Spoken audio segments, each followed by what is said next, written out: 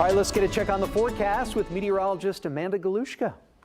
Hey, Andy. Yeah, you know what? Things are looking very nicely for us here in the Texas region. Notice that system that we'd been tracking over the last several days continues to push further to the east there. It is producing some snow up in portions of the northeastern parts of the country and even some thunderstorms down in Miami. But look at over Texas. You cannot complain of this weather right now. We have full sunshine in effect for here in the Lone Star State. Now, here is why. So this is the upper levels of the atmosphere. This is the highest portions of what we watch with the jet stream. So notice the next couple of days, you'll notice that where that ridge starts to take place over the southwestern portions of the United States, that is where we see that high pressure system really setting up for our weather. So down here at the surface level, notice we already had that high pressure. That's going to continue pushing further to the east there. That's going to bring return flow from the Gulf, and we'll start to see some cloud cover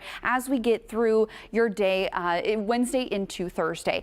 But behind that, we see a cold front. But the cold front, notice it won't do much in terms of rain. We actually don't even have rain in the forecast in the next 10 days. Really, it's more of like a cool front. I'm going to call it that because you won't even notice it in your temperatures either. But behind it is our next high pressure system. So why we're seeing these air quality alerts is because of that high pressure. So what we're seeing is with those elevated temperatures, full power of the Texas sun, we're going to see an elevated chance of air quality being increased here in the Houston area especially. So what you can do to mitigate that is you're going to be you can limit your driving where you can avoid the idling, combined trips, carpool, mowing the lawn, especially when it gets closer to dark. You'll also want to reduce your emissions to help keep our air healthy. Now, if you also have those heightened sensitivities with upper respiratory symptoms such as asthma and COPD,